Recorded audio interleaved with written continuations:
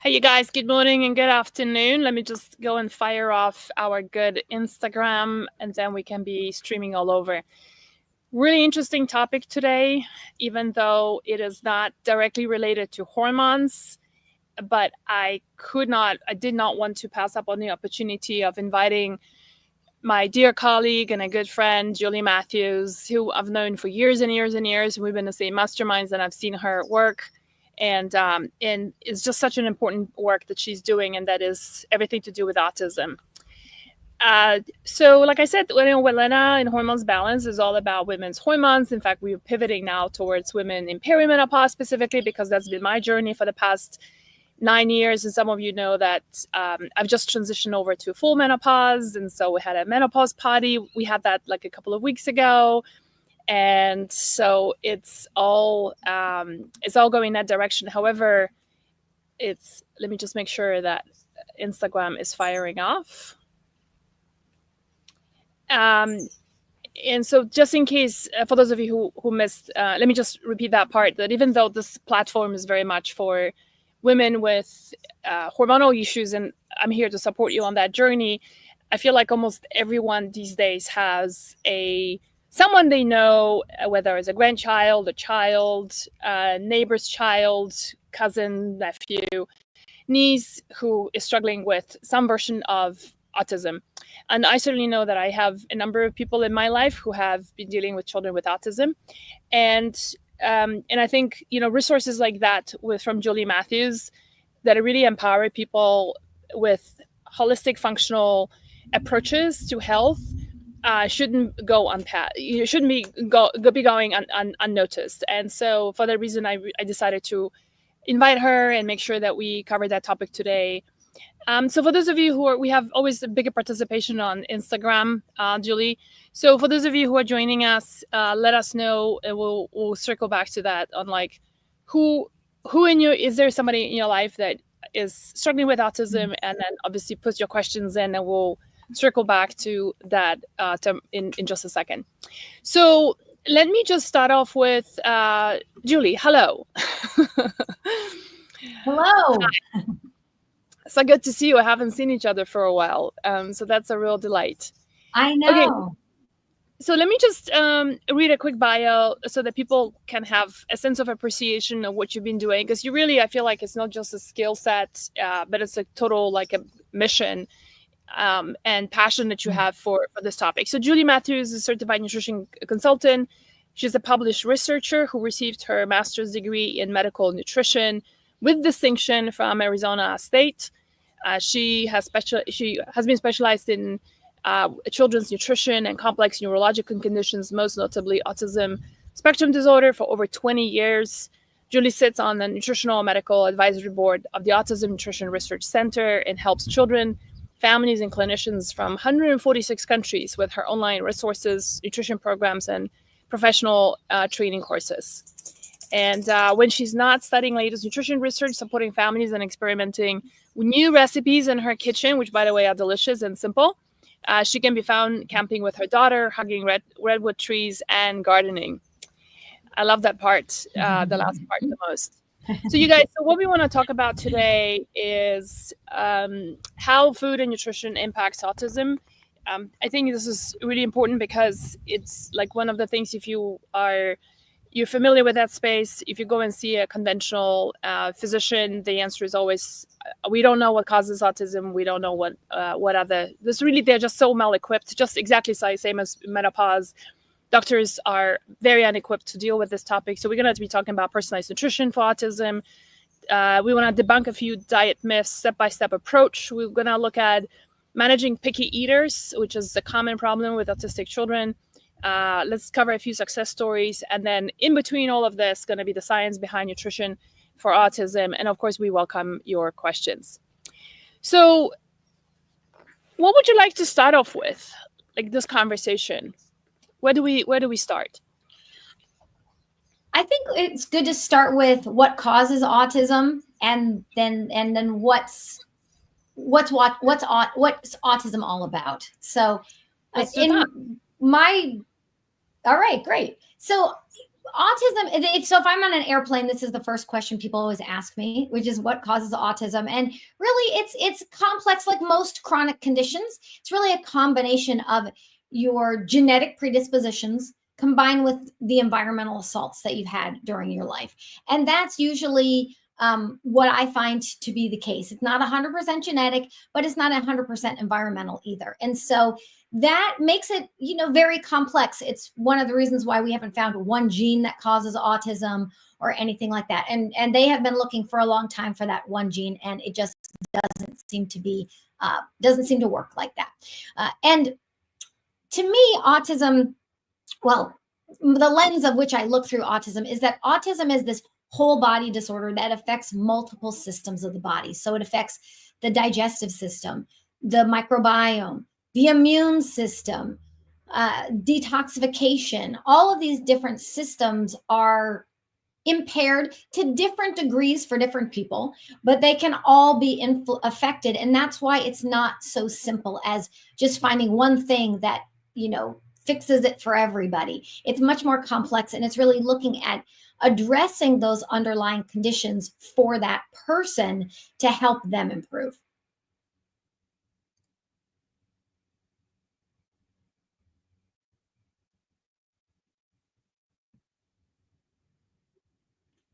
For some reason, I lost you. I muted myself because there was a bird screaming, so I thought, we don't need to hear that. So what about let's start off with maybe like, what is the role of mother's health, first of all, like that plays into autism?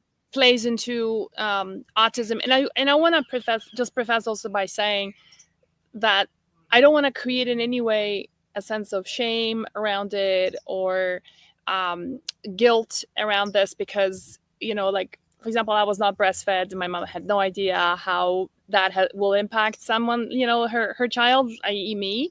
But I just want to kind of take it from that point, because I think that's a fascinating phenomenon too.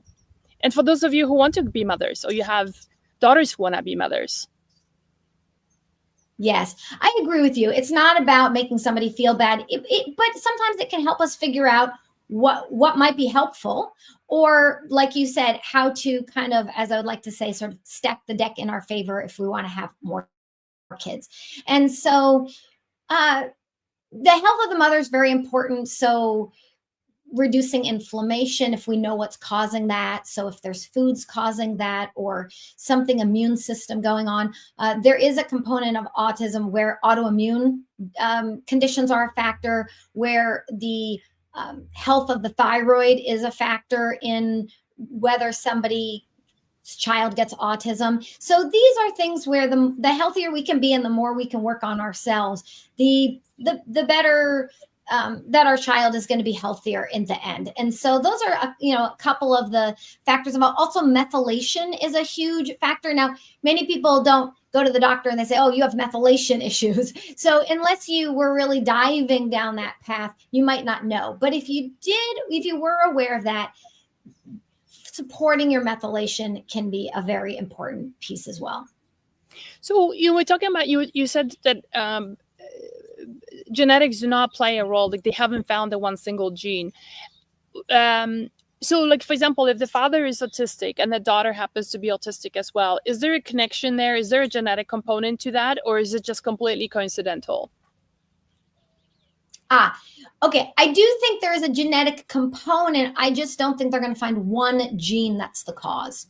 So right. I absolutely think, if you have something where you're more prone to brain inflammation, inflammation, or we all as a family do share similar microbiomes. So again, all of these types of things, whether it's environmental or genetics, I do believe that they play a role. And there are a lot of genes that I think are affected. We know that methylation, so MTHFR, as well as other genes that involve transsulfuration. We know in studies that there are genes associated with autism, but again, it's not just one gene. It's this concert of things that affects our biochemistry, and that makes somebody more susceptible, and also a higher need for certain nutrients, like an active methylated form of folate, for example. Yeah. You have a book that's out. Could you show us the book? I haven't gotten it yet because I'm still in Mexico and I haven't received it yet, So, but there we go. yep. The personalized autism Yeah. nutrition The plan. Yeah. Yes. Yes. And it's all, for me, it's really about understanding how to create a personalized nutrition approach, because every one of us is unique and we all need a unique approach to our diet and nutrition. Sure, there are some things that are pretty standard for most of us. We all don't do well with large amounts of sugar. We all don't do well or need artificial additives, things like that. But then it does get very, I like to get into the specific, what are the underlying factors that are affecting one person? And then how do we choose either the supplements that are beneficial or the diet that is going to help support those underlying factors the best? Julie, can you talk a little bit more about like the personalization part? Like based on what do you decide to go here, this, here, or then from here to here? Like how does that work?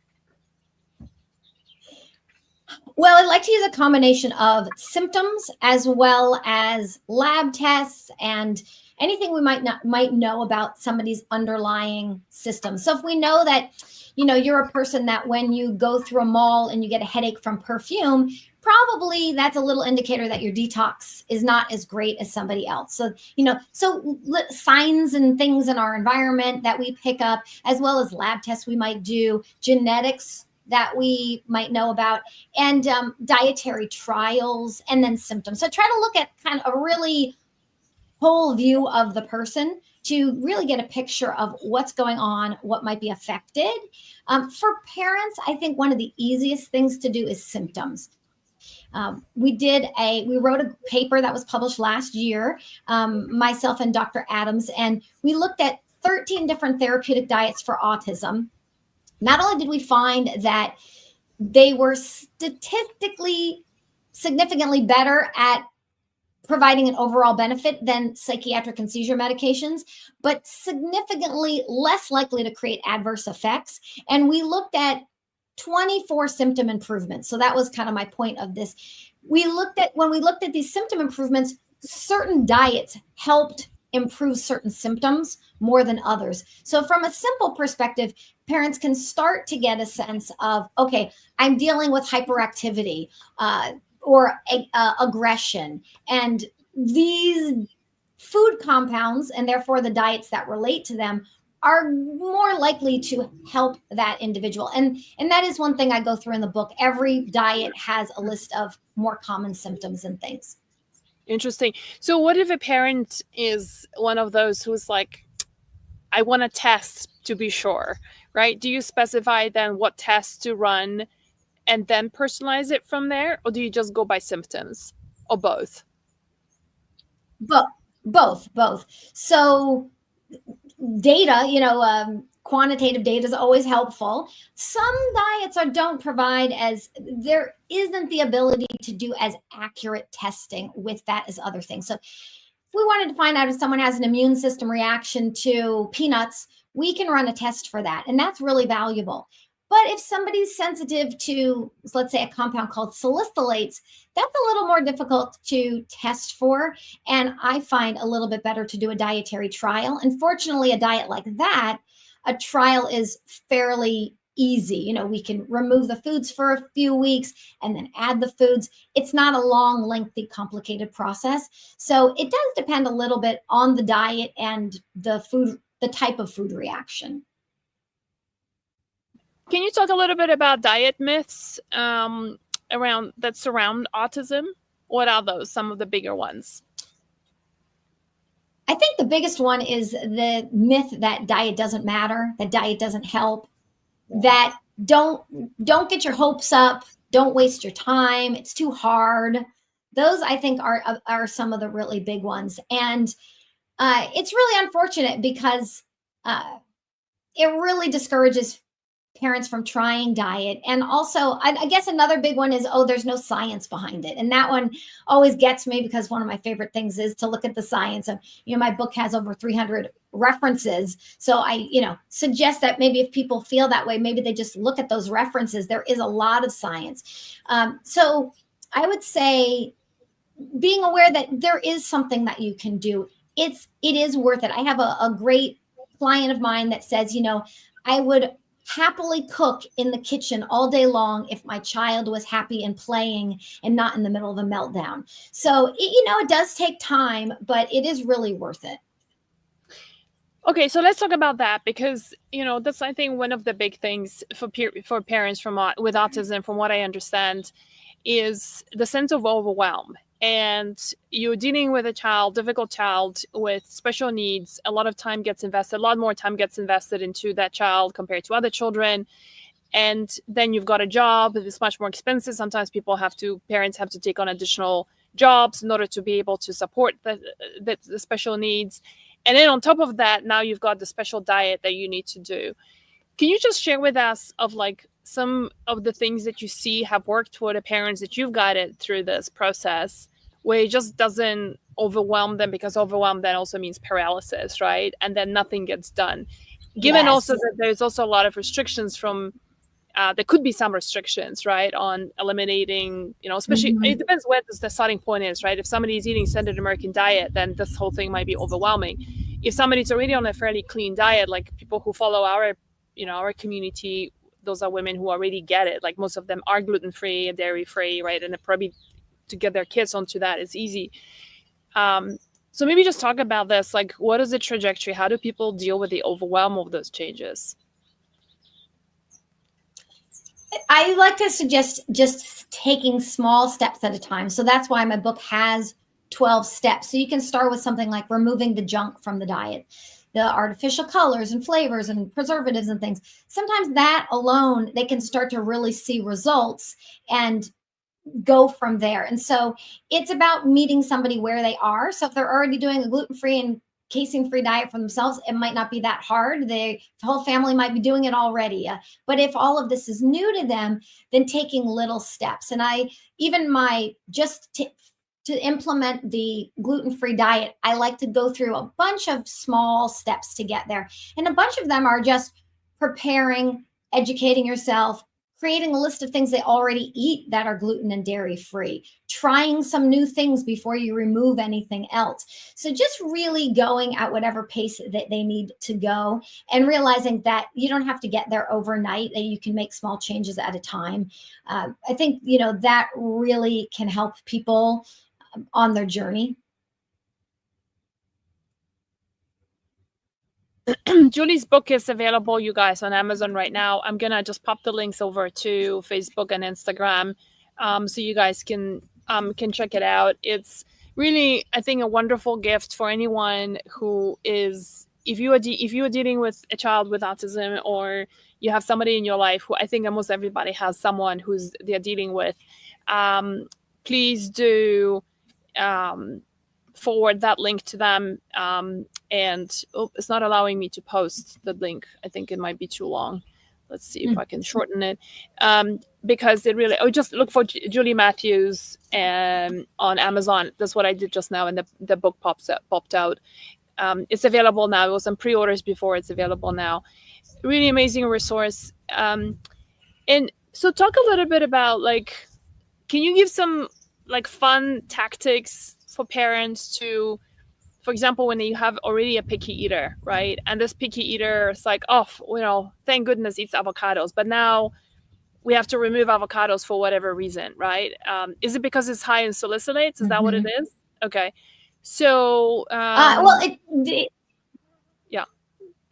You know where I'm going with this question. I mean, that's one of the things. Yes. Well, it's a good question. And also, by the way, just while we're talking, even if someone that's not diagnosed with autism, I mean, the book does talk a lot about helping with things like ADHD or anxiety or other symptoms, because there are a lot of coexisting conditions that people with autism have, and the underlying factors that allows or causes autism in one person might create ADHD in another. Or, we mentioned the low salicylate diet. That actually diet was created in the 70s for ADHD and hyperactivity and irritability and learning disabilities and disorders and things like that. So if you have maybe a child might have some other type of developmental delay or some other need, there are really, I think, really helpful principles in the book for that as well. So if we look at how do we help someone, they might need to have a more restrictive diet, might need to avoid something. I'm always looking for, how do we kind of become a bit of a food detective? What do they like? What textures do they like? Maybe they need to give up a lot of the starches. And so, how can we make some vegetables more crispy and crunchy, like a potato chip, or just getting them to eat more green things? Maybe we make it crispy and crunchy, like a kale chip. Or texture is a big area that can really be helpful to understand. And so, just, I think, trying to get a little bit in your mind in their position and see how you can take a food that might be new and make it in a similar form of something they already like.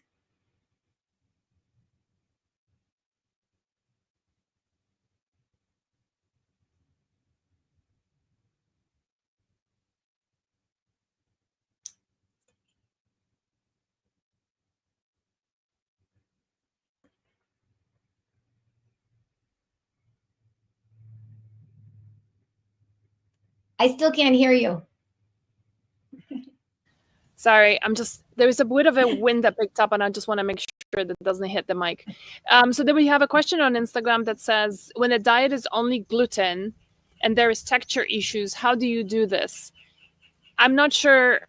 Okay. So can you hear me?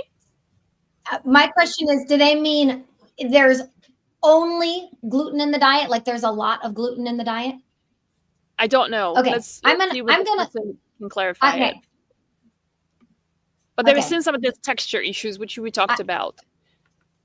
Yes. Well, okay. So let's assume that it is that they like a lot of gluten foods, and texture is an issue, and that that's reasonable. Gluten does give that glutinous texture, which does make things different than others.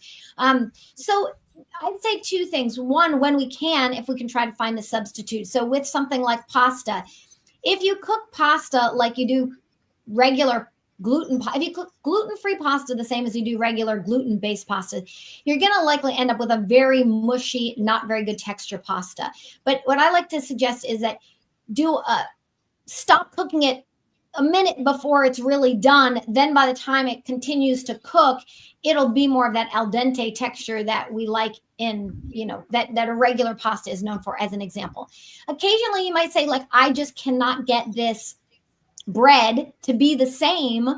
You might decide, what, I'm not going to do bread. Instead, I'm going to do, pancakes as the whatever, so a gluten-free, of course. So it's really kind of just getting creative. Today, there's a lot of ways that we can be very creative with texture. There's a lot of good options out there, but sometimes just trying a different alternative that's different, because if a child is a very picky eater and they like things exactly one way, we're going to be hard pressed sometimes to make it identical. So sometimes it's better to find something a little different, so they're not making a direct comparison.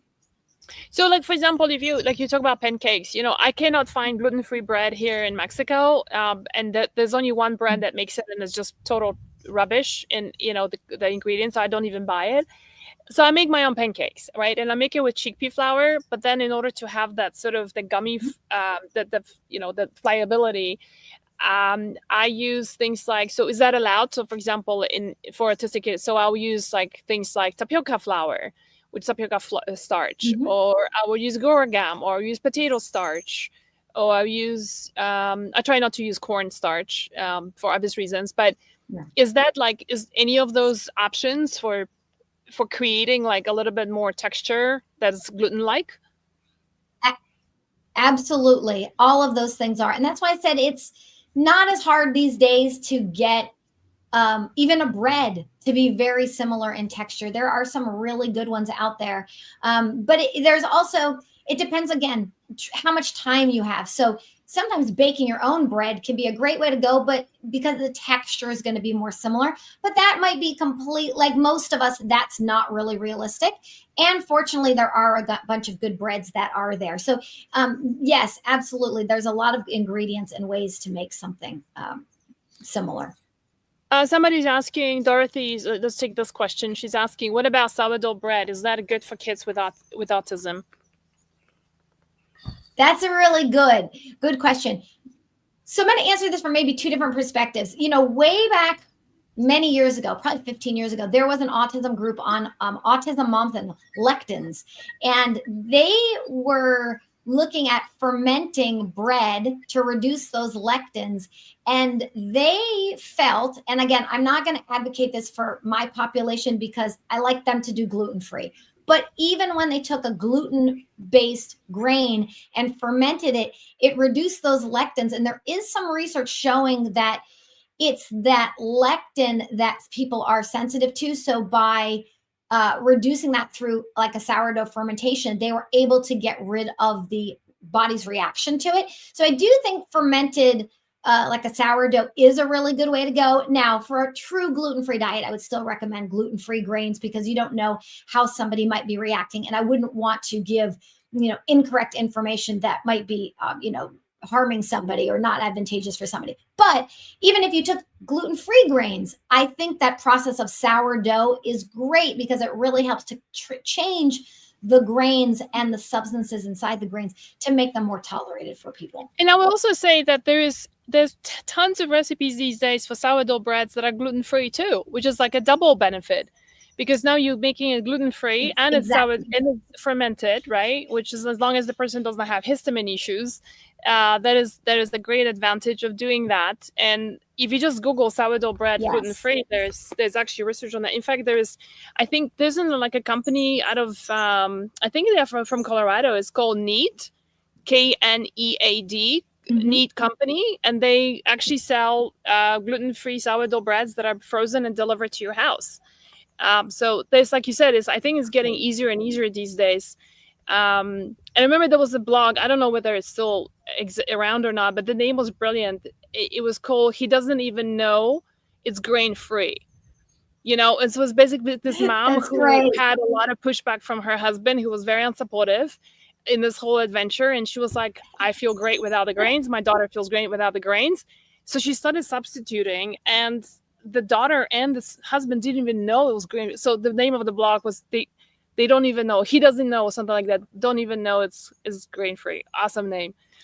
I agree with you. That's great. I love that. So give us an idea of, give me an example of a recipe from your cookbook, from your new book, or maybe that's not in the book. I don't know. Just generally a recipe that is phenomenal. Like most of your clients love it, your community loves it, and it's simple and is just everybody loves it. Tell us an example of one. Okay. What? That's a great question. I thought of several. Well, my daughter invented one she calls it zucchiniza, which is a zucchini pizza. And instead of doing any sort of bread, you use the zucchini as the little bowl, the crust for it. And that's kind of a fun one because it gets kids to like, to eat a vegetable that they might not have eaten otherwise. But another one, well, actually, it's one of my very favorites. It's very simple, but it is a favorite of mine, and it's my rainbow salad. And I know it seems really, basic, but, some, all the different colors of the vegetables and things like that.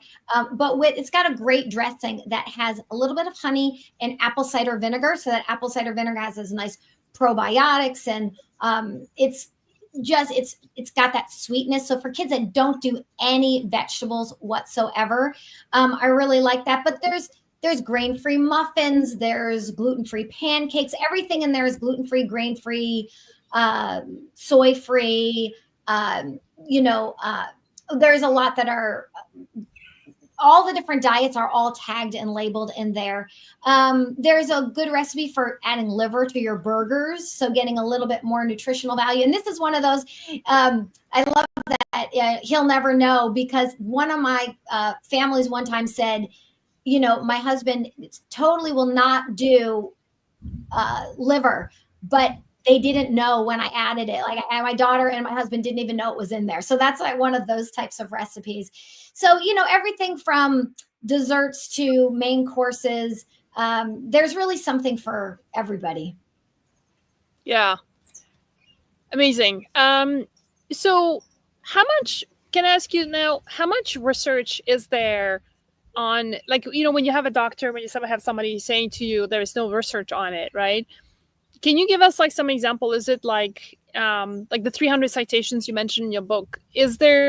Are those specifically for autism, or are they also taken for people with ADHD and other peripheral issues that may impact autism as well? And how much of that is like dedicated to autism itself? And you were part of studies too, right? Done on clinical nutrition for autism, weren't you? To tell us a little bit more about that. Yes. Yes.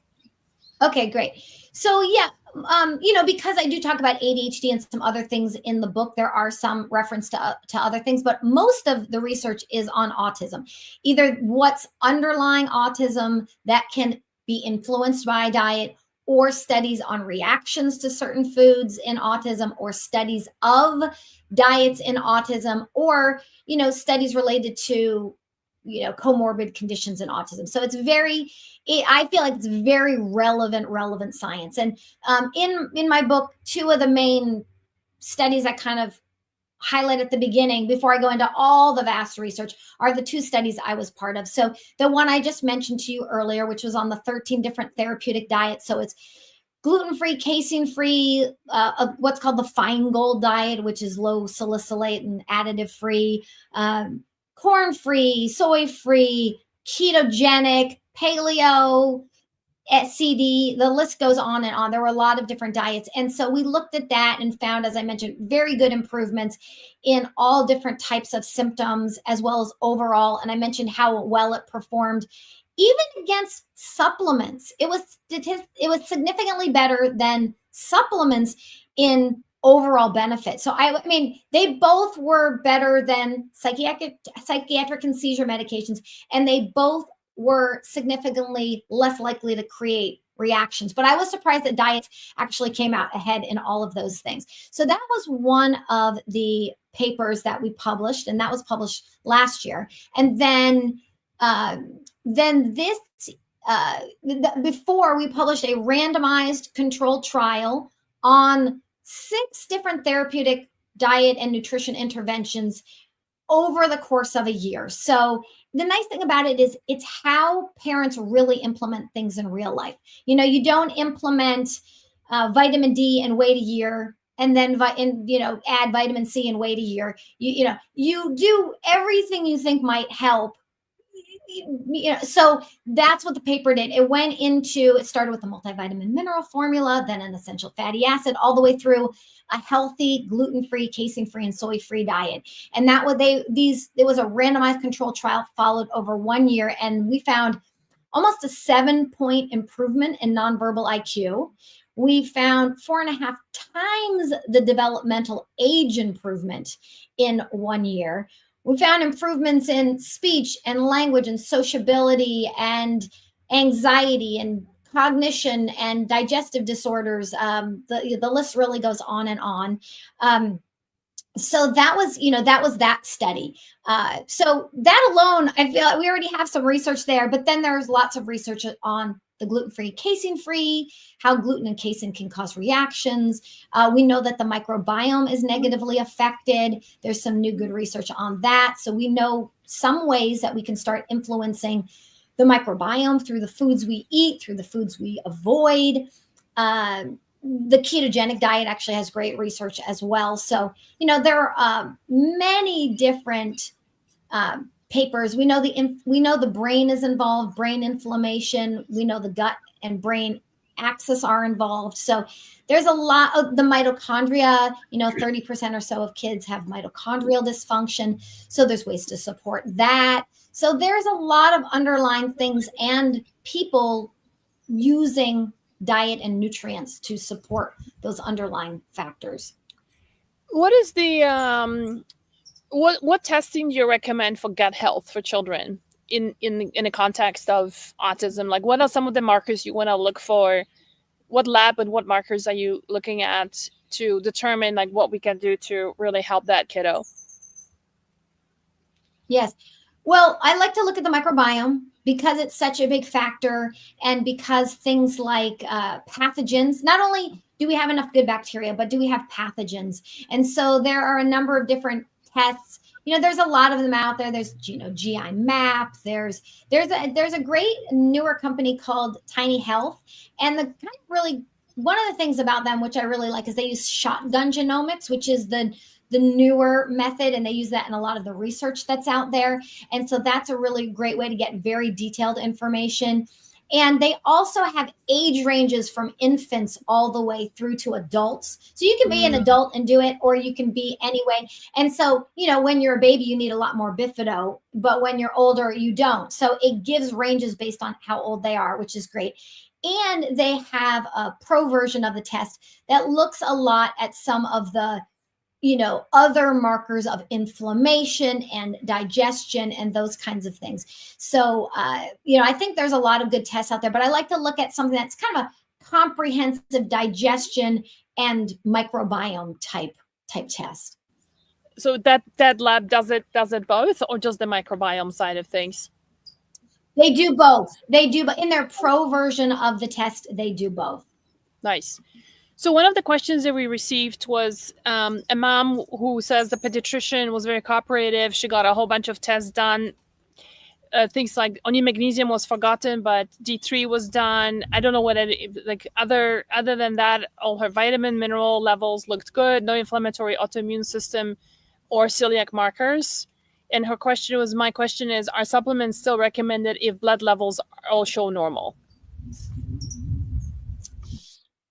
I can't say individually exactly what might be going on or what they should do, but generally speaking, there's a couple things. Sometimes blood is not the best way to test certain things, like B12 is not the best way to test it through blood. So it is, there might be some that show okay, that might be functionally deficient on a cellular level or not optimal on an individual level. So even in the research, we don't see all the vitamins low for everybody. Or they might have certain levels, let's say folate, but they don't have enough methylfolate. So it depends on which form of folic acid or folate were they testing. So that's one little part. So, and then how do they all work in concert together? So, often it is good to do a multivitamin mineral formula just to make sure they're getting everything. Iodine is really important for the thyroid, and the thyroid is really important for brain development. Or vitamin D might appear in the normal range, but the normal range goes quite low compared to what a lot of the experts with the vitamin D council and things like that on what really a good optimal level is, and that the lower range really is more on the deficient side. So that's where I think a good practitioner that can really test the markers, really evaluate whether they're in the optimal range or not. But maybe somebody's diet's really great, and maybe they don't. Maybe that's not the primary place that they go first. Maybe they would be better off removing some inflammatory food. And I don't know. I find it takes sometimes a lot of inflammation sometimes for those markers to show up. I think that there's a number of ways that I show inflammation, and yet I can run some of those markers and I don't show any inflammation either. And I'm thinking, well, that's not really very, I think sometimes they show more. You can also be nutritionally fully okay, but then have a parasite, for example, right? Or have, some dysbiosis going on, but it may not show up until you do gut testing, but your minerals and vitamins might show okay. And especially in kids, right? Like sometimes, from what I understand, it's like the inflammation has to be really pervasive for them to actually show up. And a lot of times it doesn't show up in the early stages. That's what I think. Yeah. Yeah. Okay. Let's I don't see that many other questions coming in. What I wanted to ask you, maybe if you could wrap it up by giving the parents who are listening to this like a little bit of hope.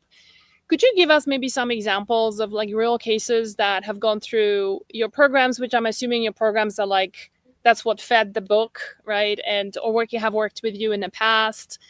For those of you who are joining us a little bit later, Julie Matthews has a new book that's just come out called, what is it, a personalized autism nutrition plan? Is that what the title is? Yes. That's available on Amazon Yes. right now if you just look for it. And I popped in the link as well. So yeah, so if you could just maybe give us some examples of kiddos that what helped them and how do they feel after? Yes, absolutely. So I'll give you two examples. So the young man that's in the beginning of the book, in the introduction, his name's Matthew, and I started working with him when I think he was maybe 5. He's now 21. He went from little language, lots of anxiety, you know, sleeping challenges, a lot of challenges early on. His mom did a variety of progression over time. So she did testing, she added nutrients, she worked on the microbiome, she did different diets. She started with a gluten-free and casein-free diet, and then over time she worked with me with the low oxalate diet. At one point in time, she did a specific carbohydrate type of diet, and now he graduated from high school. He's now he got his Eagle Scout. He's now in college. He wants to be a writer. He won an award at school in his English program, his writing program, and things. He's just doing amazingly well. And so, that's one of my favorites. I'm, so proud of all of the work that he has done over the years, and he shares his own experience in the kind of conclusion at the end of how important diet and nutrition have been for him, and they still are today. So it's very nice, I feel, to see that progression, but also hear in his own words. So Yeah. He's, he's one of my favorite stories. And then there's a boy, he did not have autism. He had Tourette's syndrome. So he had tics, and he's a teenager now. He was in my program, and they evolved the diet over time. I think they started with gluten-free, then they ended up with paleo, and he is now doesn't have the tics. He now is training to be a pilot. And the last time I talked to his mom, he was going on his first cross-country flight as a pilot. And as a teenager, he wasn't even 18 yet. So, yeah, I mean, really life-changing things. So his symptoms are all gone? His symptoms, yes, he's able to fly a plane and all of that, and Wow.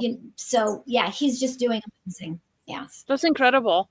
One question that came up for me just as I'm listening to you talk about this, like over the course of time, especially if you have like a kiddo that needs to be fairly restricted at the beginning, is there a hope that over the course of time there's more foods that you can start incorporating and have like a more complete normal diet?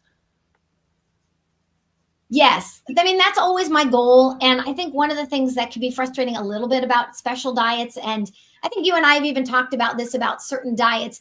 The diet people, the diet proponents, tell you how to do that diet, how to stay on that diet, how to do the diet more strictly if you're not getting the results you want. But they never really tell you how to get off the diet, or that Yes. you don't need the diet anymore. Yes.